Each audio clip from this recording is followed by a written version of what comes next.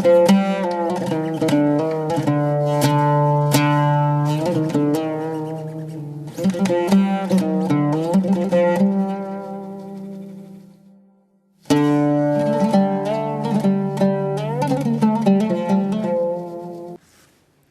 والسلام على خاتم الأنبياء والمرسلين سيدنا وحبيبنا محمد وعلى آله وأصحابه أجمعين. إيمان داران خواناساني بريس لورزي بيروزي بهار داين وتاركمان تارخان دكين باورزي پربركتي خلاتي پروردگار بومان لكردستاني عزيز دا كورزي بهارا. ورزي بهار أو ورزي کەوا وێنەیەکی بچکۆلەی ناو بەهەشتمان نیشان دەدا لەسەر زەویدا. لە بەهەشتا مرۆڤ نە سەرمایەتی نە گەرمایەتی، خەمی نییە، دڵخۆشە، چریکەی مەل و هاژەی ئاو و تافگەکان دەبینێ. پەروەردگار لە وەرزی بەهاردا بە دیمەنێکی بچکۆلەی بەهەشت مرۆڤەکان و مسڵمانان ئاشنا دەکات. بۆیە پیاوێکی وەکو مامۆستا سەعیدی نەوڕەسی مەلا سەعیدی کوردی ڕەحمەتی خوای لێبێ کە هەر لەم مانگی نەورۆزەدا هەر لەم مانگی بەهارەدا لەو وەرزی بەهارەدا لە ساڵی 60 وەفاتی کردووە، ئەم زاتە گەورە ئەوەندە تەئسیری وەرزی بەهاری لەسەر بووە لەم وەرزەدا لە ناو مانگەکانی بەهاردا پەیامی بەهەشتی نووسیوە. ئەوەندە تەئسیری بەهار لەسەری بۆ جوانەکانی کاریان تێکردووە ئەو نامیلکەیەی کە لەم مانگەدا نووسیوێتی ناوی ناوە پەیامەکانی بەهەشت. بەڵام بۆ ئێمەی موسڵمان و ئەهلی جومعە و جەماعەت تێپەڕبوون و هاتنی وەرزێک و هاتنی وەرزێکی تر ئایا چ کاریگەریەکمان لەسەردا دەنێ؟ ئێمە وەکو موسڵمان چی لە بەهارەوە فێر دەبین؟ ئەوە گرنگە. یەکەمیان بەهار قیامەتمان بەبیر دەخاتەوە. ئینسان دوای ئەوەی کە ئەو زەویە وشکەی بینی، ئەو چڵە پوشە وشکانەی بینی کەوا زیندوێتیان تێدا نەماوە، بە ئاگرێکی بچکۆلە هەمووی دەسووتێ و خۆی ناگرێ، بەڵام دەبینی هەر لەسەر هەمان بنج خوای پەروەردگار بارانی ڕەحمەتی بۆ دەبارێنێ و جارێشکە زیندوو دەبێتەوە. خوا لە قورئانە دەفەرمێ فانظر إلى آثار رحمة الله كيف يحيي الأرض بعد موتها إن ذلك لمحيي الموتى وهو على كل شيء قدير. سورة الروم آية 50. خوای گەورە دەفەرمێ ئەی ئینسان بڕوانە چاو بکەوە و لە بەهارێکە بڕۆ دەشت و دەر تەماشای ئاسار و شوێنەواری ڕەحمەتی خوا بکە. ئەوە ئەمری خوایە. چۆن دەفەرمێ وەرە بۆ جومعە وەڵڵی ئاوا ئەمرمان پێ دەکا بڕۆین ئەو دەشت و دەرە ببینین، تەماشای چڵە گیاکان بکەین. خوا دەفەرمێ سەیری ئەو زەویە بکە کە مانجێک لەمەوبەر مردوو بوو، ئێستا چۆن زیندوو بۆتەوە، پێشدا چۆن لەگەڵ خاکە ئەو جیایە یەکسان بوو، ئێستا چۆن سەری دەرێناوەتەوە. خوا دەفەرمێ ئەو پەروەردگارەی کە ئەو زەویە مردووەی جارشکە زیندوو کردەوە، هەر ئەو پەروەردگارەشە کە لە دوای مردن ئاوا زیندووتان دەکاتەوە. ئەو خوایە دەسەڵاتی هەیە بەسەر هەموو شتێکدا. بەڕاستی خۆشەویستان بە چاوی سەری خۆت دەبینی خوا نمونونەکەی بە چاوی سەر نیشانداوین کە دوای مردن ئاوا وەڵڵا لە قەبرەکانماندا دێینەوە دەرەوە، چۆن ئەو گژوجیایە زیندوو دەبێتەوە ئاواش ئێمە زیندوو دەبینەوە. بەهار دەڵێ ئەی ئادەمی بۆ وا غافڵ و بێخەمی، تۆش پاییزت بەسەرا دێ و ئەسپەردەی ناو قەبر دەکرێی، کە بەهاری قیامەتیش هات وەک سەلکە پیفۆکێکی من دەژیەیتەوە و حەشر دەکرێی. گەر لەم بەستەیەم تێبگەی بە ویژدانی لە ژیرانی، چونکە تۆش تاقە گوڵێکی و بۆ چەند بەهارێک میوانی. خاڵی دووەم بەهار ئومێد و هیوامان پێدەبەخشێ. پێمان دەڵێ دوای بەستەڵەکی زستان، دوای سەهۆڵبەندان و سڕبوون و مادبوون، جارێشکە گەشانەوە و جوڵانەوە پەیدا دەبێتەوە. دوای خەمەکان، دوای کێشەکان، دوای هەژاریەکان، دوای قەرزاریەکان، دوای قەیرانەکان، ئەی ئینسان ناومێد مەبە لە ڕەحمەتی خوا. ئینشاءڵڵا جارشکە بەهاری ژیانت دەست پێ دەکاتەوە. هەمیشە گەشبین بە، هەمیشە بە ئومێدەوە بژی، هەر سەیری بەستەڵەکی زستان و مانگی ڕێبەندان کە لەگەڵ مانگی خاکە لێوەدا چەندیان فەرقە و هەر مەسافەیەک لە بەینیاندایە. ئێمەی میلەتی کوردیش هەموو نەهامەتیەکان زۆربەیان بە ڕێزانسێری مێژووکەن لە بەهارە بەسەرماندا هاتووە. کیمیابارانی هەڵەبجە، ئەنفال بەسەر میلەتی کووردا، زۆربەی تۆپباران و ماڵکاولیەکانمان مێژووی کورد بخوێننەوە لە وەرزی بەهارا بووە. خی گەورە نیشانی داین هەر لە وەرزی بەهاری شابوو ئازادی کوردستان ڕوویدا. سوپاس بۆ خی پەروەردگار. لەو شوێنەدا کە تووشی ناومێدی دەبی، هەر لەو شوێنەشدا چاوەڕێ ڕەحمەتی خوا بە کە دەرگای ڕەحمەتت لێ بکاتەوە. وەرزی بەهار دەرسی سێمی پێمان دەڵێ بەهار بۆیە جوانە چونکە هەمە ڕەنگە. ئەگەر جەنابەتان پاژماوەیەکی تر دەڕۆیتە دەشت و دەر و سەیران و گەشت، بزانە تەنها یەک جۆر گوڵ دەبینی، بزانە تەنها یەک دیمەن دەبینی، بزانە تەنها یەک دەنگ دەبیستی. نەخێر، بەهار جوانیەکەی بەوەیە لەملا کۆمەڵە گوڵاڵە سوورەیە، لەولا کۆمەڵە گوڵی سپیە، لەولا کۆمەڵە گوڵی شینە، ئەوە کۆمەڵە گوڵی زەردە، ئەوە دەنگی مەلێکە، ئەوە دەنگی بۆقێکە، ئەوە جلیوەی چۆلەکەیەکە. ئەم دیمەنانە هەموو لە پاڵیەکە هیچیان زیاد نین، بە هەر هەمویان بەهاریان ڕازاندوێتەوە. بەهار پێمان دەڵێ ئێوەش لەسەر زەویدا ئەی مرۆڤەکان زۆر سروشتیە ڕەنگتان جیاواز بێ، زۆر سروشتیە دەنگتان جیاواز بێ، زۆر سروشتیە ئەفکار و ئایدۆلۆژیەتان جیاواز بێ، بیرکردنەوەتان لە مەسەلەکان و چارەنووسەکان جیاواز بێ، بەڵام هەمووتان دەتوانن بەیەکەوە بژین. هیچتان دەرمەکەن، هیچ لایەنێک با لایەنێکی تر نەسڕێتەوە. ئەم نیشتیمانها ئەو بەهارە جێی هەمووانی تێدا بووەتەوە. وەڵڵی ئەم وڵاتەش جێی هەموومانی تێدا دەبێتەوە. یەکتری لا مەبەن، هەر وڵاتێک، هەر نیشتیمانێک، هەر شارێک فرەدەنگ بێ، فرە ڕەنگ بێ، ئازادی هەبێ، هەر یەکەی لە شوێنێکە جوانیەک ببەخشێ، ئەو وڵاتە دەبێتە بەهارستان، ئەو وڵاتە دەبێتە گوڵستان. هەر وڵاتێک دەنگی ئازادی تێدا کە بکرێ، هەر یەک ڕەنگ هەبێ، هەر یەک دەنگ هەبێ، کەس مافی بوونی نەبێ، ئەو وڵاتە دەبێتە خەزانی پاییز و دیمەنەکەی ناشرین دەبێ. کەواتە کە دەمانەوە کوردستانمان جوان بێ، با ڕێگە بدەین هەمومان هەبین، هەر یەکەمان دەستکە گوڵێکی جوان بین و بۆنی ئەم وڵاتە خۆش بکەین. بەخوا جێگەی هەمووشمان دەبێتەوە، دەنگی هەمووشمان دەتوانرێ ببیسترێ و میلەتیش ئازادە چی هەڵدەبژێرێ. ئەها لە بەهارە تۆ حەز دەکەی لەم لا بوەستی، یەکێکی تر حەز دەکات لەو لا بوەستەیە. بەڵام بەداخەوەم ئێمەی کورد ئاوا دڵسافین، لەگەڵ هەموو نەتەوەکانی دەوروبەرماندا دەمانەوێت ئاوا بژین. دەڵێن کاکە با منیش هەبووم تۆش هەبی، بەڵام حەیف و مەخابن ساویل کەین. ئەوە چەند ساڵە ئەم سەرکردایەتی سیاسی کوردە خۆی دەخەڵەتێنێ ئەو شاری کەرکووکە، ئەو هەموو خوێنی گەنجە لەو گەرمیانەدا لە پێناویدا ڕژاوە، لەم کوردستانە لە پێناوی کەرکووکە ڕژاوە. پێت ڕەوا نابینن لە خاشی خۆتدا ئاڵای خۆت هەڵکەی، ئەڵێ دەبێ ئاڵای من هەبێ. وەڵای شوورەیە و شەرمەزاریە بۆ لە پرسراوانی کەرکووک کە ئاڵای عێراقیان لەگەڵ ئاڵای کوردستانە بەرز کردەوە. ئەوە هەر داماویە برام لە سیاسەتدا، لە شاری خۆتدا، لە خاچی خۆتدا، لە نیشتیمانی خۆتدا ڕێزی میوانەکەت بگری، دوێنێ میوانی تۆ بۆ تۆ بەخێوت کردووە. دوێنێ براکان ئێوە غەڵەتی سەرکردایەتی سیاسی کورد بوو، نانی ئەم میلەتەتان دەبڕی دەتاندا بە ئەوانە و بەخێوتان دەکردن لە دوکان و لە مەسیفە. ها ئەمڕۆ چۆن بوونە گورگ ئاسا و هێشتا دەسەڵاتێکیان نییە، بە قسەش لێت قبوڵ ناکەن ئاڵای کوردستانی خۆت لە خاچی خۆتا هەبێ. ئەبێ بە خۆماندا بچینەوە، ڕێز لە خەڵک بگرە، بەڵام لە سنووری خۆیدا ئەبوایە بە پێچەوانەوە ئاڵای عێراقیاندا بردایە. ئەگەر ئێوە بە تەمای دەوڵەتی سەربەخۆن هێشتا زەلیلی بنوێنی لەوەی بەدەستێکی لەرزۆکەوە بتەوێ ئاڵای خۆت هەڵکەی لە خاکی خۆتدا. نەخێر وڵاتێک بەهارستانم دەوێ، ئەگەم من لە شوێنی خۆمدا هەبم، بەڵام تۆ نەمسڕیتەوە، هەروەکو منیش تۆ ناسڕمەوە لە ماڵ و حاڵی خۆتدا. چوارەمیان بەهار تەمەنی کورتە، ئاوا هەر فریان ناکەوی، یەک دوو گەشت بکەی سیر دەکەی بەهار پیر بوو. بەهار پێمان دەڵێ فریاکەوە بەهار زوو تێدەپەڕێت، تەمەنی گەنجێتیش کە بەهاری تەمەنە وەڵڵاهی ئاوا زوو تێدەپەڕێ. گەنجێتیش ئەو بەهاری تەمەنەیە، فریای نەکەوی، لە چاکەدا بەکاری نەهێنی، وەختی ئەزانی پاییزی پیری بەسەرا هاتووە و خەزان ڕووی تێکردەوە گەڵاکانی هەڵوەریون. بەهار دەڵێ دنیا 52 ڕۆژێکە، تەنها پێچی مێزەرێکە، چێژ و تامی هەتاوێکە، دەبڕێتەوە لە پڕێکە، ئامان و دەخیل وریابە، لە ڕاستەڕێ لاڕێ نەبی و لەگەڵ خوابە. منیش وەک تۆ خۆش پێکەوتە و گەش و سەوز و دەم بەخەندەم،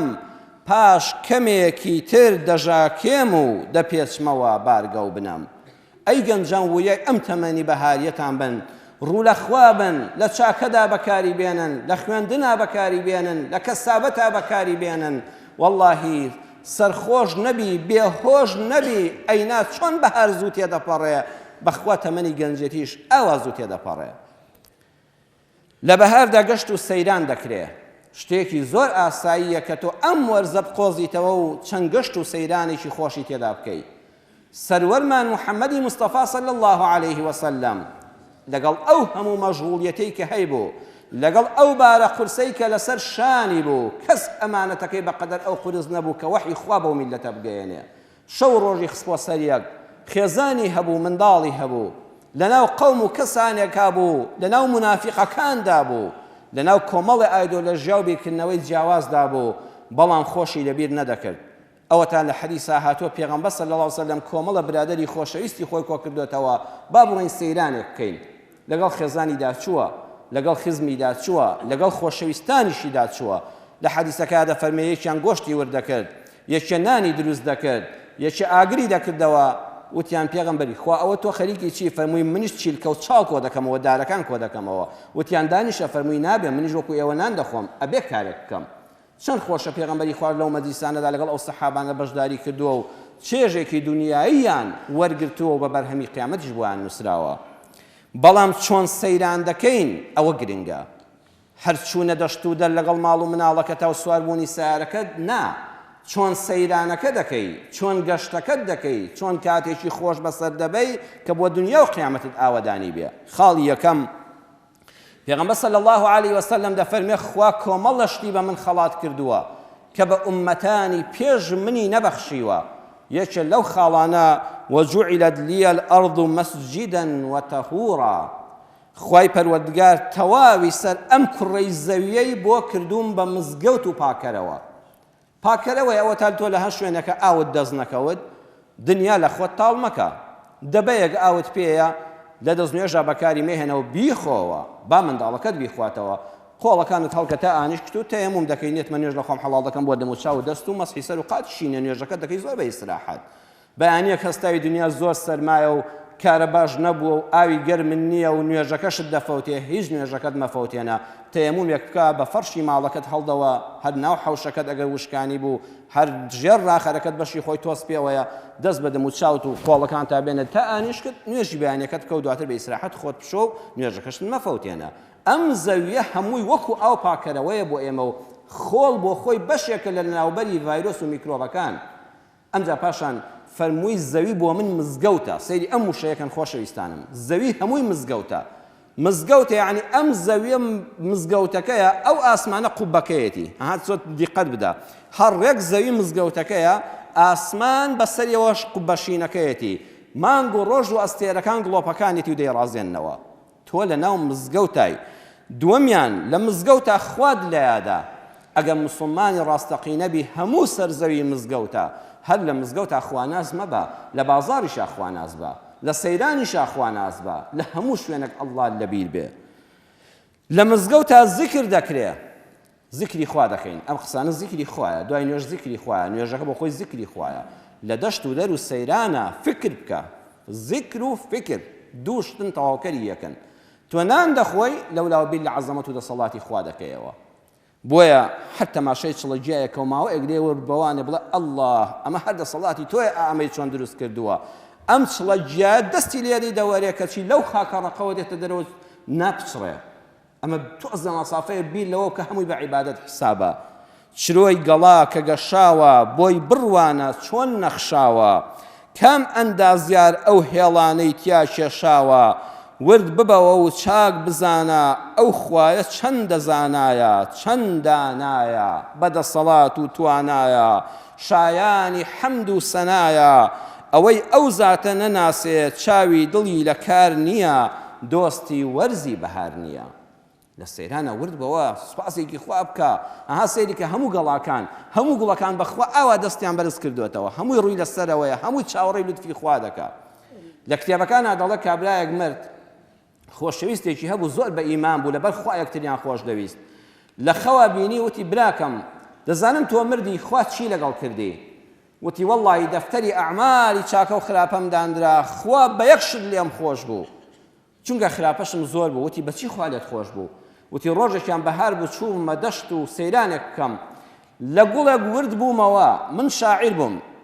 کاتی سەیری ئەو گوڵم کرد گەورەی و دەسەڵاتی خۆم تێدا بەدەی کرد هاتم شعرێکم نووسی لەسەر دەسەڵات و دەزڕەنگینی و قودرەتی خوا لە دروستکردنی گوڵێکە وەڵڵی خوای گەورە لەسەر ئەو شعرە لێم خۆش بوو هەجاری وا تۆ لە یەک بیرکردنەوەدا عیبادەتی چەند ساڵت بۆ دەنووسێ بێدەنگ دانیشت و قسەش ناکەی لە مزگەوتە ذکر کاکە لە سەیرانە فکر لە دەسەڵات و عەزەمەتی خوا زۆر عیبادەتێکی ئاسانە لە مزگەوتە فێری ڕیز دەبێ ئەها پێغەمبەر صلی الله علیه وسلم دەفەرمێ یەکێ لەو شتانەی عیبادەتەکەت بەتاڵ دەکاتەوە بەبێ عوزر هەنگاو بەسەر خەڵکا هەڵنێی کابرا درەنگ هاتووە ئەمجا دەوێت بێتە سەفی یەکەمی نوێژەکەەوە بەسەر ئەو خەڵکەدا چۆن دڕی پیادا ئەمە حرامە براکانم ئێمە زۆر جا پێم ناخۆشە لە مزگەوتە خەڵک تەری بکرێت بڵێیت کاکە دانیشە ڕووی بشکێندرێ بەڵام ئەبێ ئەمە بزانی یەکێ لە ئادابی مزگەوت ئەوەیە فێری ڕیزکردنمان دەکات تا سەفی یەکەم بۆشایی هەبێت لە سەفی دووەمەدا منیشە وەرە ئەو شوێنە پڕکەوە بەڕیز دواتر هەنگاو بەسەر خەڵکا هەڵمەهێنە حرامە یەکێ لە مەرجەکانی قبوڵبوونی نوێژی جومعە و جەماعەت ئەوەیە هەنگاو بەسەر ملی خەڵکا هەڵنەهێنی دا پێغەمبەر دەفەرمێ ها لە مزگەوتانە بە براکەت ئازادی هەنگاوی بەسەرا هەڵێنی ملی بێشێنی قاچی بخەیتە سەر مل وەڵڵاهی دەفەرمێ زەوی هەمووی مزگەوتە نابێت لە سەرجادەکەشە سیارەکەت بە نایاسایی بڕوە نابێت تەقەڵ لێرەی بە جادەداوە عینی ملەکە وایە ئەها چۆن ئەمەی ئێرە حرام و بێشەرعیە ئەوانش کە لە جادەدا تەقەڵ لێ دەدەن و ئەم بەراوبەر بە خەڵک دەکەن عینی ئەوە وایە بچێ سەر ملی خەڵک ئەها ئەمەد بەبیر بکەوێتەوە لە مزگەوتە ناشرینە تەواوی سەرزەوی مزگەوتە بۆ ئومەتی پێغەمبەر صلی الله علیه وسلم ئەبێت لە هەموو شوێنەکانە فێری یاسا و نیزام بی وەکو لە مزگەوتە فێر دەبی لە مزگەوتە پیسی فڕێدەی زۆر ناشرینە زۆر ناشرینە ئینسان نینۆکی لە مزگەوتە بکات لە ڕووی جەنابتان ناشرینە یاننا کلێنسەکەت بلوتی پێ بسڕی فڕێدەی مزگەوتەوە هەموو خەڵک هەر خۆت تەریق دەبیتەوە دە پێغەمبەری خوا صلی الله علیه وسلم فەرمووی بەڕێزەکانم ئومەتەکەم هەموو سەرزەوی مزگەوتە توخوا پیسی مەکەن بە پیسیەکانتان سەیری فەرمودەکەی پێغەمبەر کەن صلی الله عليه وسلم کە لە صحیح مسلمە هاتووە وكل خطوة تمشيها إلى الصلاة صدقة هەر هەنگاوێک کە بەرەو ماڵی خوا دەینەی بۆ نوێژ و جومعە و جەماعەتێک ئیلا خوا چاکەیەکت بۆ دەنووسێ ئای خۆش بە حاڵیەوەی کە سیارەکەی جاریوە دوورتر ڕاگرتووە هەنگاوەکانی زۆرترن وەڵی بە هەموو هەنگاوێکت کە بۆ ئەم ماڵی خوا ناوتە خوا چاکەیەکی بۆ نووسیوی ئەو باسی مزگەوتە وتمیت الأرض عن الطريق صدقة بەڕێگاشا دەڕۆی بزمارێک لە تەشوشەیەک کلێنسێکی پیس دەبینی هەڵی دەگری تا دەخەیتێ سەر لەیەکی خۆڵەوە خوا دەفەرمێ پێغەمبەر دەفەرمێ ئەوەش بۆ خۆی سەدەقەیە ئەوەش هەر نوێژەکەیە ئەها وەکو یەک هاتوون لە هەنگاو بۆ نوێژ داهاتنەوە بۆ لابردنی ئازار هەردووشیان ئەجر و پاداشت پێ دەنووسرێ کەواتە لە هەر شوێنێکا بووی جەنابت لە مزگەوتای دووەم لە سەیراندا ژینگەکەت بپارێزە وەڵڵاهی گەورەییە بۆ جەنابتان کاتێک کە دەچنە گەشت و سەیران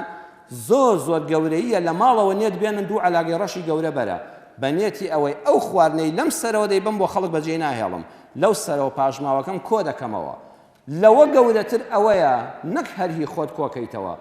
گەورەیی بنوێنە ئەو پاژماوەی کە ڕۆژانی پێش و خەڵکێکی نەزان فڕێداوە مەڵە من حەقم چێ بەسەرەوە من لە خۆم بەرپرسیارم نا بڵێم من لە تۆ گەورەترم من خەم خۆری ئەم خاک و نیشتیمانم بێنە پاژماوەکانی ئەویش کۆ بکەوە وەڵڵاهی بەوە گەورە دەبی هەر بیهێنە بەر چاوت و یەقینت هەبێ بۆ قیامەت ئەمە فەرمودەی خوا و پێغەمبەر صلی الله علیه وسلم دڵنیا بەلێ ئەو وەختەی ئێوارە کە لە سەیرانەکە گەڕایتەوە ئەو عەلاقە خۆڵ و پیسەی کە کۆت کردوێتەوە و هێناوتەتەوە دڵخۆش بە بەقەدەر سەیرانەکە پێی چۆن لە ڕۆژی قیامەتە بە تەواوی قورسایی ئەو عەلاقە لەسەر تای تەرازوی خێری خۆت و ماڵ و منداڵت دادەندرێ هەر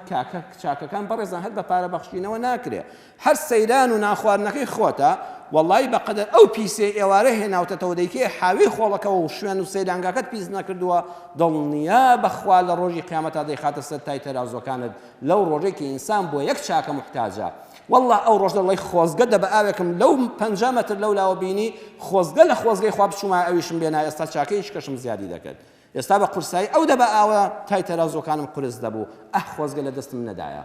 دڵنیا بە ئەو ڕۆژە دەبینین ئێستا فرسەتە پێغەمبەری خوا صلی الله عليه وسلم لصحيح مسلم حديث كهاتو صحيح هذا فرمان مر رجل بغصن شجرة على ظهر طريق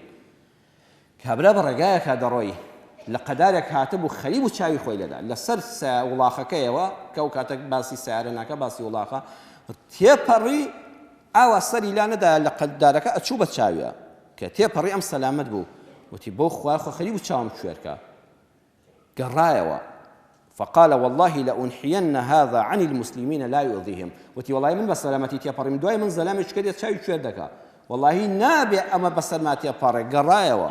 چوو لە ماڵەوە تەوری هێنا مشاری هێنا لە قەدارەکەی لەسەر ڕێگاکە لابل وتی تخوا بە ئازاری خەڵکی نەدا فأدخل الجنة پێغەمبەر فەرمووی والله خوا بەهۆی ئەم کردەوە خستە بەهەشتەوە بەم کردەوەی ڕزگاری بوو لە ئاگری جەهەنەم بەڕێزەکان هەر خوا دەزانێت بە چی ڕزگارت دەبێت جا ئەمڕۆکانە جاری وا هەیە لە قەدارەکە نەهاتووە تۆش وڵاخت پێ نیە سیارەت پێیە سەی دەکەی تاسەیەک کە خەریب تۆ خۆت لێلادا بەڵام خەریب وەرگەڕێیت چەند دەوڵەمەندەکانمان جوانە ئەم ڕەفتارە بنوێنن بەڵام بەداخەوە لە وڵاتی ئێمەدا ئەوانە کەم بە چاکە نازانین وڵی ئەو ڕێگاوبانانەی دە تاسەی تێدا لەوانەیە چەند حادیسە بەهۆی ئەوە ڕووبدا ئەم لێی لادەدا خۆی بە ساریچکەدا دەدا یان لە جادەکە لادا وەردەگەڕێ ماڵ و منداڵی تیا دەچێت بەو خوای مەسرفێکی کەمە یەک ساری گەورە چیمەنتۆ بەرێ لەگەڵ دوو سێ کرێکارە ئەم تاسانە پڕکەیتەوە بڵێ خوا ئەمە لێم ڕزگار بوو لەوانەیە دوای من ناشێکەوێتە ناوی ماڵی وێران لە سارەکەی وەرگەڕێ والله خوا دوور نییە نەک دوور نییە پێغەمبەر فەرمووی بەهۆی ئەمەوە خوا خستێ بەهەشتەوە تاسەیەک پڕکەوە براکەم لە قەدارێک شکێنراوەتەوە بە خەڵکی بڵێم بەی شکێنە برام ئازیزەکەم حیفە ئەو دارە بەیانی من و تۆ دەبێتە نەمامێکی گەورە و لە ژێریادا دەنیشین ئەمە هەمووی لە سەیرانە دەکرێت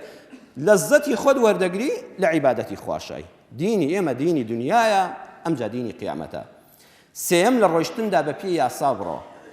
ئەو کاتەی دەچی بۆ سەیران جادەیەک ئەگەر جادە قەرەباڵغ بوو دەبێت مڕاعاتی تایبەتی بکەیت حتا جادە چۆڵ بوو نووسراوە لە 100 هەموو جا تاکید دەکەمەوە لە 120 بڕۆ 20 گوناهت بۆ خۆت تۆمار کردووە لە 100 بڕۆ والله خوای گەورە هەموو ڕێگاکەت بە چاکە بۆ حساب دەکات چونکە تۆ بە پێی یاسا ڕۆیشتووی ئەو کەسەی ئەو قەتعەی هەواسیوە پسپۆڕی ئەو بوارەی ئەزانێ ئەم جادەیە مەترسی لە ڕێگادایە لەوە زیاتر هەڵ ناگرێت نووسراوە 60 بڕۆ لە 60 بڕۆ تووشی هەر قەدەرێک بووی لای خوا قەرزاری خەڵک نی و ڕوشت دێت چاوت بە خەڵک بکەوێت بەڵام نووسراوە لە 60 بڕۆ تۆ لە 120 دەڕۆی ئەمجا دوای دەستی چی خەڵک ماز دەکەی کە لە مناڵەکەتدا لە ناوچی نیشتە جێبووندا بە پێی یاسا بڕۆ قورئانی ئێمە لەبارەی و ئەمەوە باسی لوقمانی حەکیم دەکا کە ئامۆژگاری کوڕەکەی دەکا فەرمووی وەقسید فی مەشیک ڕۆڵێکیان کە بە ڕێگادا ڕۆیشتی بە ئیعتیدال بڕۆ جا نافەرمێ هێواش بڕۆ ها قورئان چەند وردە نافەرمێ ڕۆڵە وبمێرولەیی بڕۆ نا وەقسید فی مەشیک قصد يعني اعتدال بحدي خوي برو نوا خاو خاو برو خلق بيت بكنيد لي ميرولي نراك راك خلق وانشتي قوماوه جاء بو بيوابي اي ساره چون تو اگه بي بروي زو خيار روشي ساعت ميك دبيلاني توز دست برين داربه بلان پنا بخوا ساره الا رجال عادات شكار ساعتك ده قومه نال لحد يا سعيد برو يسا زوجا كارسات چند ساره سريع دينيته وساري خارج دينيته كابرا عليك شي صلاه بجاده دادروا كابرا تريج لدوا دفره امشي صلاه لبدمي حادثه دروز دكا لحد خويا برو بزانه سي تابلوكاني مرور كدائري مروريش لم بواردا كم ترخمه برزان والله جاري وا 10 كيلومتر دبري قطعي كي بيوني بيت بلا بس كم برو انت دوای کامیرە شت بۆ دادنێ دۆشت گرێ و غەرامەشت دەکات کە کامیرەکە جێگە خۆیەتی بەڵام پێشتر تابلۆکانت بۆ دانێ باگلەیی لەسەر خۆت بێ ئەم هەموو پارەی لەم خەڵکە وەری دەگرێ ئەم دایرەی مرورە ئەتر بۆ خەڵکەکە و بۆ جادەوبانەکە کاکە سەرفی ناکەن بەس ئەوەی کە داهاتی کامیرەی مرورە وڵاتێکی وڵاتانی پێ بەڕێوە دەچێت ئەی بۆ جادەوبانەکەی خۆمان سەرفی ناکەنەوە بۆ تا ئێستا نەمدی تاسەیەک پڕکەنەوە بۆ نەمدی شۆستەیەک چاکەنەوە بۆ نەماندی دوو تابلۆی تازە دانێن کاکەوەش گلەییە لەسەریەوە قسەی خەڵکە تابلۆکانی بۆ دانێ بڵێ هەر مەسافەی کیلۆمەتر 2 کیلۆمەتر تۆ لەم مەسافە زیاتر مەڕۆ لەمە ئەگە بڕۆی خۆت بەرپرسیاری گونەهبار دەبێت لەو حەدەی مرور بۆی داناوی بڕۆ نەخاوتر بڕۆ نەسەریعتر بڕۆ تووشی کارەسان نابێ زانیان دەفەرمون وەقسید فی مەشی کە مانایەکی تر ئەوەیە ڕۆڵە بە بێمە بەس مەڕۆ دەرەوە هەر لە خۆوە بێتاقەتبی ڕوو لە شوێنە مەکە بەرنامە ڕێژی بکە بۆ نمونە ئەچین بۆ سەیران بەرنامەکە دیاریکە ئەچینە فڵان شوێن ئەوەندە سەعات دەمێنینەوە لە سەعات ئەوەندە دادەگەڕینەوە با کاتت بە بەرنامە بێ مسلمانێکی هەڕەمەکی مەبە بە بەرنامە شتەکانت دابەشکە و سەیرانەکان ڕێ بکە لەگەڵ چێدا دەچین چەندمان پێ دەچێت چەند مەسرف دەکەین بە بەرنامە بڕۆ دەرەوە دواتر بە قەرزایی گۆشت بە قەرز مەهێنە و لەو سەرەوە لێت بکە بە زەهر نە بە بەرنامە کار بکە وەغزوز من سەوتیک ڕۆڵەکەم دەنگت لە شوێنی خۆیدا بەکاربێنە خوا دەنگێکی جەهوری بە ئینسان بەخشیوە ڕۆڵە هەمووی بەکار مەهێنە دەنگەکەت جا ئەم دەنگە ئەگە بۆ قسەکردن بێ ئەمڕۆ زۆر شتی تر دەگرێتەوە ڕۆڵت بازدەنگت زۆر بەرز نەبێ بکە خەڵکی ئیزعاجکە با دەنگی جەڕەسی موبایلەکە دوانە بێ بەخوا وایە لەناو سیارەیە کە جەڕەس لێدا هەمومان ڕادەپەڕین ئەمە نازانم تیپی مۆسیقای خسۆتە سەر چی جەرەسێک بەس ئاگادارت کاتەوە کافیە دەنگی موبایلەکەت دەنگ لە ناو ماڵەکەتدا دەنگی تەسجیلی ناو سیارەکەت واللهی زۆر ناشرینە تەسجیلی سیارەکەی بەرامبەر گوێی لێبێ ئەچێ سەیران بۆ خۆت ئازادی ئەم وڵاتە بە ئازادیەوە خۆشە بەڵام زۆر ناشرینە ماڵێکی تر لەولاوە نەتوانێت نوێژەکەی بکات لەبەر دەنگی تەسجیلەکەی تۆ ماڵ منداڵەکەی ئیحراج بێ ئەوەندە دەنگت بەکاربێنە کە لە قەدەر پێویستی خۆتدایە ئەمجا خوا دەفەرمێ هاجا تەماشاکەن دەنگی زل نیشانەی نەزانینە زانایان دەفەرمون هەموو ئامێرە مۆسیقیەکان تەپڵ هات چەند دەهۆڵ چەند دەنگی زلە وانە بەڵام ناوەی بۆشە تەپڵ چەند دەنگی زلە ناوەی بۆشە عود و ئەمانە چەند دەنگیان زلە ڕەقە سەیرەکەی ناوەی بۆشە هەموو ئەو ئینسانانەی کە دەنگیان زۆر زلە نیشانەوەی نەزانن ئەوە ناوەیان بۆشە فکریان فاریغە هەموو ئەو کەسانی زانان بە ئەدەبن دەنگیان نزمە چونکە ناوەیان پڕە هەر ئەم دیمەنە پێمان دەڵێ دەنگە نزمەکان نیشانەی ئەدەب و ئەخلاقی ئینسانن خوا دەفەرمێ ئین ئەنکەڕ الأصوات لصوت الحەمیر لوقماوەتی ڕۆڵە گیان تۆ گوێ بگرە و ببینە ناڕەحەتترین و ناخۆشترین دەنگی گوێ درێژەکانە کە بە کۆمەڵ دەزەڕن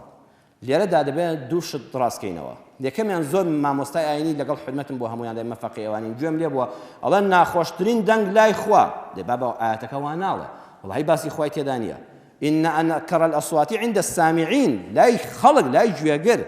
أين أخوة مخلوقي خويتي جودريج مخلوقي خويا كوا خارقي لا دنجي جودريج نا آتك بس يوني بو بغل التفسير كين لا يجوجر دنجينا خوش جودريج يشج بتنيانا حمير كبيك ودزرن يعني حي كل شوينك تسجيلك بو خويا دا وكو زري كليل جاء قرآن ناشف من وكو ها قرآن نافهم أداة تشبيه بكارني هنا وباستعارة بكاري هنا والراس توخو دفهم أو كساني دنجان برزو حمو صوتي خوان بكاردينا جعل هشتك هذا حمو صوتي خوان بكاردينا لقصدا حمو دنجي تسجيل كذا كنوا حمو خيراي موبايل كان آخر صوتي عن دعوته دفهم أوان نكهر وكو هرق وكو جودريج وان كحمو زرينا كي خوي بكاردينا جودريج بو دنجا كي ناخوشه تواوي قرجي دكاته ولا كاتي دنج برز كنوا ئاژەڵی تروانیە نیوەی دەکاتەوە قورئان دەفەرمێ وەکو گوێ درێژەکان مەبن کە بەیەکەوە دەنگیان لێ بەرز دەبێتەوە چونکە دەنگێکی ناخۆشە چەند جوانە ئینسان هەیە من بێ لە ڕێگادا تەسجیلەکەی بە قەدر تۆ گۆرانی گوێ لێ دەگری خەڵک مڕینی تۆ نییە بەڵام قەت وا مەکە تەلەڤیزۆنی ماڵەکەت دراوسێکت کە یەک بلۆک لە بینە ئەو گوێ لێ بێ لەو دیەوە وەڵی نیشانەی ئەدەب و حورمەت و ئەخلاقیاتی ئینسانی موسڵمانە چوارەم لە سەیراندا عیبادەت بکە خۆشەویستم نوێژەکانت بەجەمع بکە ئەوە زۆر ئاساییە جەنابەت دەچی لە شوێنە کەیسەیەکی کانی و ئاوێکی وەکو پێویستی لێنێ حتا ئەگەر لێشی بێ تۆ دەبە ئاوت بردووە لە ماڵەوە ترمۆزەیە ئاوت بردووە کە نوێژی نیوەڕۆت کرد لەگەڵ ماڵ و منداڵەکە تا یەکسەر سەلامتاندایە بڵێن نێتمە چوارکان نوێژی عەسریش دەکەم بە کۆکردنەوە پێشخستن یەکسەر نوێژی عەسریشی لەگەڵا بکە نوێژی مەغریب لەوێ مایتەوە یەکسەر چوار کاتی نوێژی عیشاشی لەگەڵا بکە ئەها قورئان ئەمەی پێ خۆشە خوا پێی خۆشە بۆی ئیسراحەتەکەت زیاتر بێ کاتی پشوت زیاتر بێ جەمع لە ناو سەیرانە شتێکی زۆر ئاسایە لە حکومە شەرعیەکاندا و نوێژەکانتان بەجەمع بکەن کاکە بانگ دە هیچ عیب نییە خەڵک بەو هەموو دەنگی خۆی تەسجیل لێدا تۆ بانگێکی هەیەمون لەسەر خۆ بڵێ پێی بڵێ بەو خەڵکە سەیران بۆ موسڵمان جوانە گەشت بۆ من جوانە کە ئیماندارم و بەم ئەدەبەوە سەیران دەکەم نەک بۆ عەرەخۆر و بێهۆش و سەرخۆش و شەلاتی هەبی سەلمێنە کە من نوێژەکەم نییە بمناسێنێ بە خەڵک من سەیرانەکەشم نمونەی ئینسانێکی بەڕێز و مسەقەف و ڕۆشنبیر لە ناو کۆمەڵگادا نیشان دەدا چوارەمیان ئەمجا پاشان عیبادەتەکانی خوا مەفەوتێنێ چەند زیکرێکی خوا بکە چەند سڵاوەتێک لێدا بەڕێزان ئێمە دوو شتمان هەیە تێکەڵاوی نەکەین خۆشیمان هەیە لەگەڵ دڵخۆشی جاری وا هەیە بەڕێزن لەسەر سفرە لە ماڵی خۆتا وەڵڵاهی تاقید کردوتەوە چی خواردنی خۆشە لەسەر ئەو سفرەیە بۆ کەنان لێ بوویتەوە چونکە دڵت خۆش نەبووە باوەڕ بێ دوای دێت پرسن نەتزانیوە چت خواردووە جاری واشە لەگەڵ خێزانەکە تا بینت خۆش بووە نان و تەماتەیەکی سادەت خواردووە هیچ پێخۆرێکی لەگەڵا نەبووە کە لێ بوویتەوە وەزانیوە هەموو دنیات خواردووە ئەوەندە خۆشحاڵ بووی بۆیە خۆشی جیاوازە لە دڵخۆشی لە سەیرانە بە خواردنی باش و بە گۆشتی باش و بە کۆمەڵە شت ڕەم بێ خۆش ببینی خۆش بخۆی بەڵام مەرج نییە خۆشحاڵ بی دڵ بەچی خۆشحاڵ دەبێت بە پەیوەندی لەگەڵ خوا سەیری ئەم بەسەلاتە بکەن کە دکتۆر محەممەد عەبدوڕەحمان العەریفی بۆمان دەجێڕێتەوە کە مامۆستای زانکۆیە لە سعودیە زۆر سەفەری وڵاتانی ئەوروپا و ئەمریکای کردووە ئەڵێ پیاوێکی ئێمە دەچێت بۆ وڵاتی بەریتانیا بۆ عیلاج وەرگرتن لەوێ لەگەڵ دکتۆرەکە ئادا دەنیشێ و دیارە چەند کۆرسێک چاوی پێ دەکەوێت دکتۆری ئەوێش زیاتر وەکو ئێرە نییە پێنج نەخۆش بکاتە ژوورەوە پێنج بیان کاتەوە دەرێ نەخۆش دەوێت هەر پێی بە بڵێت چیمە لە بەرچاوی ئەو هەموو نەخۆشەی تردا دکتۆر بۆی کە لە کەمترین ماوەدا زۆرترین نەخۆش زۆرترین پارە دەستکەوێت ئەم نەخۆشە قسەی بۆ دەکات تۆ چۆنی و چۆن نەخۆشەکە سەری هەڵداوە و تر عیلاج و دواتر سەرم لێدەوە دەرمانەکان بەکاربێنین تاقیکردنەوە لە سەری ڕۆژە دەبینێ ئەم پیاوە نەخۆشەکەی سەختە بەڵام زۆر بە هیممەتە زۆر بە هەڵمەتە زۆر گەرم و گوڕە زۆر دڵی بەژیان خۆشە ئەم دکتۆرە بەریتانی ئینگلیزە پێی دەڵێ وڵی فڵان کەس تۆ دەستخۆشی لێ دەکەم بەشێ لە چارەسەرەکەی خۆت من نیم دەرمانەکانی من نییە ئەو هەوڵ و هیممەتەی خۆتە ئەو بەورەیی خۆتە ئێستاش هەر حەز دەکەی بژی بەڵام من سرم لە یەشت و سوڕماوە من دکتۆرم لە شەهادەدا دکتۆرام هەیە باڵاترینی شەهادە لە سەروەت و سامانە بێشمار پارەم لە حساب بێبانقیمدا هەیە واللهی لە گەشت و سەیرانە کام وڵاتی دنیا خۆش بێ سەفەرم بۆ کردووە لە شەراب و عەرەقا ئەوەی بەناوبانگ بوو بێ و خۆش بوو بێ بەلای خۆمەوە وەکو عەرەق خواردوومەتەوە لە جنس و سێک سادوو لە ڕووتان چونکە مسلمان نەبوو درێخی نەکردو دەستی خۆی وەشاندووە بەڵام هەمیشە حەز دەکەم دڵتەنگم واللهی جار هەبوو مووقیفم بەسەرا هاتووە لە شەوێکا خەری بۆ خۆم ئیمتیحانکەم و خۆم بکوژم باشە تۆ نەوەک من دەوڵەمەندی نەوەک من شەهادەداری نەوەک من سەفەرت کردووە نە ساغی نەخۆشی کەچی ئەوە گەشی کابرای مسلمان زۆر ڕۆشنبیر و تێگەیشتوو دەبێ وەکو جەنابتان پێڵە جەنابی دکتۆر باشە تۆ ئەگەر دەتەوێت لەزەت وەرگری بە چاوت سەیری چیەکەی دەڵێ وەڵا ئەگەر بمێت چاوم خۆشحاڵ بێ سەیری گوڵێک دیمەنێک تافگەیەک پارکێکی جوان جنسێکی جوان دەکەمەوە چاوم پێی لەزەت وەردەگرێ ئەڵێ ئێگەی گوێت ئەڵێ گوێ لە پارچە مۆسیقایەکی هەیە من دەگرم گوێ لە شعرێکی جوان دەگرم ئەڵێ ها چاری وایە تۆ چاوت نابینێ کەچی بەو گوێیانت لەزەتی تەواو وەردەگری ئەڵێ ئەگە مەعیدەت بتەوێت هین بێت ئەڵێ وەڵا زمان و تامم دەبێ خواردنێکی خۆش دەخۆم یەکسەر مەعیدەم ئاوی دەردەدا دەمم پڕ دەبێت لە لیکاو و ئەو خواردنە بەڵام کابرا چاوی نابینێ گوێی نابیستە لەزەت لە خواردنەکەش وەردەگرێ وتی ئەی دکتۆر ئەی ئەگە بتەوێت دڵت خۆش بێت چیە دەیتێ خواردنیە دەیتێ مۆسیقای ئەدەیتێ سرودی بۆ دەڵێ سەیری تافگە و پارک دەکەی وتی منش ئەوە گرفتەکەمە ئەمانە هەمووی دەکەم کەچی ئەوەی لە ناخمایە خۆشحاڵ نییە گرفتێک لە ئێرەمایە وتی قوربان جەنابی دکتۆر ئەوە بەلبەینی خۆت و خوا چاک دەبێت ئەو خۆراکی ڕووحە عیبادەتە ئەو خۆراکی ڕووحا گڵۆپێکی سوور هەڵبووە دەڵێ ئەی ئینسان لە یەک شتت کەمە چاوت تێرە گوێت تێرە دامێنت تێرە مەعیدەت تێرە بەڵام یەک شتت خاڵیە گڵۆپە سوورەکە پێت دەڵێ دڵت خاڵیە وەرە پەیوەندی بە ئەڵڵاو ببەستە و ذکری خوا بکە و ڕووی تێکە و سوزدەیەکی بە حەقی بۆ بەرە چەند تاوانبار بی چەند گوناهبار بی چەند مقەسیر بڵێ خوایە بە خراپەکانی خۆم لەگەڵ مەکە خوایە ئومێدم بە ڕەحمەتی تۆیە خوایە ئومێدم وایە گە لەم ژیانەشە ناخۆشیم بینی بێ لەولا قەرەبووم بۆ دەکەیتەوە ژیانێکی تر هەیە کە خۆشبەختیە خوایە ئەم دنیای زوو تێدەپەڕێ ئەگە خانوومنی ئەگە قەرزارم ئەگە بێماڵم کۆشکەکانی بەهەش بە ئیزنی خوا بە حەسانەوەی هەتایمە ئەم ئومێدە یەکسە فەرەحیت پێ دەبەخشێ ناهێڵێ خۆت بکوژی ناهێڵێ لە ژیان مەویز بی ناهێڵە گوناهەکانت زاڵبن بەسەرتدا خراپەکانت لە ناوت بەرن دکتۆر وتی ئەوەیە ڕاست دەکەی من لەوە دەگەڕێم بە ئومێدم ئیسلامێک قبوڵکەم قورئان دەکڕم تەفسیری قورئان بە ئینگلیزی دەخوێنمەوە دواتر شایەتمانی بە حەق دێنم و دێمە ناو ئەو دینەوە کە پیاوی وەک تۆی پێگەیاندووە بۆیە خۆشەویستم شەرت نییە ئەوانەی لە سەیرانە دەبینی زۆر خەڵک بە خۆشی بەسەری بردو وەڵای ئێوارە کە گەڕاوەتەوە لە ڕێوە بۆ لای مامۆستای ئاینی ڕۆیشتون کابرا ژنەکەی تەلاق داوە هەر لە سەیران چونکە هەمووی لەبیر بووە بەس یەک جار نێک تۆ خوایە گیان حەمد و سەنا بۆ تۆ لەسەر ناخوانێک نێگو بسم الله کە لێ بۆ نێگوت ئەلحەمدولله نێگو خوای ئەم سفرە ڕازاوە هی تۆیە بەی خۆی زانی هەر لەوێەوە لەسەر بچووکترین شت لەگەڵ ژنەکە کێشە و تەقە و تەلاق دەکەوێتە بەینیانەوە ئەو خەلەلە با پڕکەینەوە ئاگامان لێبێ لەوێش ئەخوات لە یاد بێ زیکری خوا بکە وەکو لە ناو مزگەوتدا دەیکەی پێنجەمیان کە سوویتە سەیران و گەڕایتەوە سەردانی خزم و دۆست و دراوسەکانت دەکەیت خوا بۆیان مەژێڕەوە دوور لە ڕووی ئێوە پەرژین بێ خۆتی پێوە با مەدە ئەوەمان خوارد و چوینە فڵان سەیرانگا و ئاوامان کرد و ئەوەمان برد و کاکە ئەو جاری وایە قەرزارە ئەو لەو قەیرانەدایە موچەی نییە مناڵەکانی ئەویش هەموو کەس حەز دەکا و دەزانشتی باش بخوا بکە چلی جوان لەبەرکە ئەو کراسە ئەوەندەم پێداوە ئەوە بۆ یەکجار لەبەرم کردووە ئەمانە بۆ خەڵک باز مەکە وەڵڵاهی دوورنیە دەرونی ئەو بتسووتێنێ دوورنیە حەسوودانی کە خۆشحاڵی ناکەی غەمباری مەکە تۆ هیچ هاوکاریەکە نەکردووە نەخێ بڵێ خوایە گیان فەزڵی تۆیە وەڵا چینرە دەشت و دەرەدا پەروێنانمان خوارد و سپاس بخوا گەڕاینەوە ئیتر باسی تەفاسیلی مەکرد چت خواردۆ چت کردو چت باس کردووە کاکە ئەو خەڵکە نیوەی هەژارە گوناحت دەکا وەکو دڵخۆشی ناکەی تو خوا غەمی پێمەدا خاڵی شەشەم کاتێک کە سەیرانێکت کرد دوو سەیرانت کرد سیانت کرد هیوا هەیە هەموو هەفتەیە جارێ دەڕواتە دەرەوە خۆشەویستان تخوا لەبیرت بێ لەبەر خوا ماڵە منداڵیشی بێ باوکیش بەسەرکەوە ها جاری وای لە گەڕەکەکەتان شوای 5 مناڵی هەتیوی بێ باوکی تێدایە بەڵێ ڕۆڵە گیان وەرن با ئەمڕۆ بە یەکەوە بچین بۆ سەیران مەڵێ مەسرفتان دەشێشم بڵێ من میوانی مامی خۆتانن لە خزمەتتاندام بە یەکەوە ماڵ و عایلەکەی هەڵگرا ئەگەر زانیت خێزانەکە شەرم دەکات منداڵەکان شەرم دەکەن لەگەڵ تۆ مرتاحنین ئەم هەموو سایقە تەکسیە بە ئەدەب و نوێشکەر و دیندارەمان هەیە بڵێ ئەمە پارەکە ئەمە 200,000 کە بۆ خۆ 200 سەرف کرد و 200 بدە بە ئەوان بڵێ ئەمە سەیرانێک و گەشتێک دایکی خوشکی بەڕێزم بۆ ئەم منداڵە بێ باوکانە پێ بکەی ئینشاءالله ئەم تەکسیە بەیانی دەتان باتە چ شوێنێ پێتان خۆشە ئێوارە لە خزمەتانە دەتان هێنێتەوە بۆ ماڵەوە والله لای کەسیش باسی مەکە لای کەسیش مەڵێ ئەوە خێرم کرد لە بینی خۆت و خوادا قەسەم بەخوا بەقەدەر دەست سەیران خۆشحاڵیت پێ دەبەخشێ والله سەیرانەکانت لەزەتیان لێوە دەگری هەر لە سێ جارە جارێک ئەمە بکە منداڵی شەهیدێک منداڵ کاکە بجەریوە باوکیان هەیە وەکو هەتیوان باوکەکەی 1 دینا لە جیفانیان نییە مناڵەکانی ئەویش وەکو من و تۆ پێیان خۆشە سەیرانێک بکەن داوای لێ دەکەن مشکلی عایلەوی دروست دەبێت لەبەر چاوی هەموو گەڕەکەکە دەڕوا بڵێ براکەم بە بێدەنگی لەبەر چاوی ژنەکەش و منداڵەکەش بە کابرا مەڵێ بڵێ ئەم 200,000 بۆ خۆت خوا تۆش سەفەرێک و گەشتێک بە منداڵەکان کە لای کەسیش باسی مەکە با خوا پێ بزانێ ئەزانی زیندوت کردەوە بەخوا ئەمە لە سەیرانەکەی خۆت خۆشترە ئەمە ڕوحت ئاو دەدا ئێمە لەمەدا زۆر غافڵین کەم خەڵک هەیە ئەمە بکە لە سێ سەیرانە جارێک سەیرانێک بە منداڵێکی هەتی و بە هەژارێکی گەڕەکەکەی بکە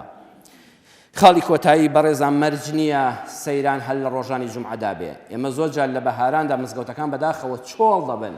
هەموو جومعەیە خەڵک دەڕواتە دەرێ جومعە ئیمامی نەوەوی دەبێت فەرمێ بۆیە ناوی جومعەیە لاجتماع الناس فيه چونکە خەڵکە مسلمانەکە هەمووی بە یەک کەڕە ڕوو دەکاتە ماڵی خوا ئێستا هەمووی بە یەک کەڕە ڕوو دەکاتە گەشت لە جیاتی سڵاوە لێدانێک زیکر و تەسبیحاتێک و تاریکی جومعە هەوڵ بدە ئێمە خۆ ئەم وڵاتە هەمووی عوتڵەیە کاکە هەر هەموو بەهارەکەی عوتڵەیە خۆ هیچ ڕۆژێکی شەمەڵەن معاش نییە خۆ دەوامیش نییە خۆ تۆ مۆزەف هەر کوام دەوام ماوە شەممە هەمووی عوتڵەیە نە مەکتەب هەیە نە دایرە هەیە بیکە شەممە دوای جومعە بچۆ ئەمجا کە جومعەیەک چووی دوو جومعە چووی شەر نییە 5 جومعە لەسەر یەک بچی هەموو جومعەیەک تۆ ماڵی خوا بەجێبێڵی نا زیکرەکەی خوش ماڵەکەی خوش جومعە یەک ڕۆژێکە سوورەتێکی گەورە ناوی سوورەتی ئەلجومعە لە قورئانە یەک ڕۆژێکە سوورەتی بەناوە نەهاتووە سوورەتی تایبەتی بەناوە نهاتوە جومعە نەبێ مەیفەوتێنە و ئەگەر چووشی هەوڵ بدە ئیلا جومعەکەت مەفەوتێنە خۆت مەخەڵەتێنە بڕۆ لە مزگەوتی دێیەکە گوندێکە خۆت بگەێنە نوێژی جومعەکەت و ئەگە بەرجێشی نەهێڵی قەینا جارێک دوو جار ئەوە گرفتێک نییە بەڵام تۆ هەموو بەهار تا دەگەیتە هاوین تا دەگەیتە ڕەمەزان هەموو هەفتەیەک ماڵی خوا نەبینی والله ئەوەش بۆ خۆی خەلەلێک لە ئیمانمانە دروست دەکات چونکە لە وڵاتی ئێمەدا عوتڵەمان یەکجار زۆرە دەرفەتەکان ئەو کاتانە بقۆزەوە بەکاریان بێنە بۆ گەشت و سەیران بە ئومێدەوەی کە ئینشاءالله بەهارێکی پڕ پیت و بەرەکەتمان هەبێ بەهارێک پێش جەستەمان دڵمان ئاوەدانکە بەهارێک پێش دنیامان قیامەتمان ئاوەدانکە هەموو لایە گەشت و سەیرانی خۆش بکەن هەمووی بەدڵخۆشی بڕۆن ئێوارە بەدڵخۆشی بە سەلامەتی بگەڕێنەوە پابەند بیاسابین حکومەت ئاوەڕی خێر لە میلەت بداتەوە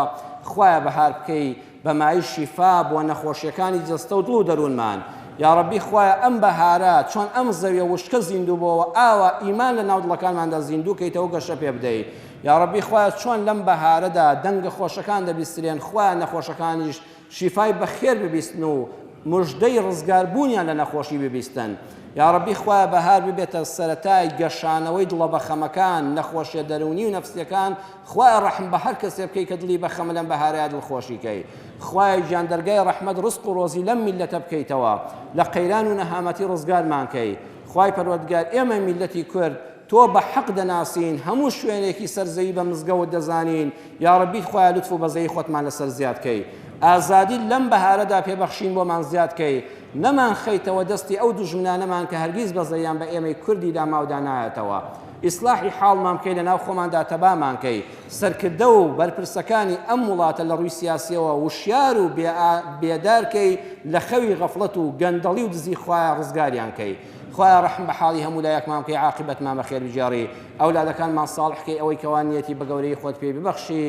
جێگامان بەهەشت بێ پێش بەهەشتی قیامەت ئەم دنیایەمان بەهەشتوەرکەیەکی بچووک بێ بەخۆشی ژیان بەسەر بەرین بەلەش ساغی ژیان بەسەر بەرین آمین آمین والحمد لله رب العالمين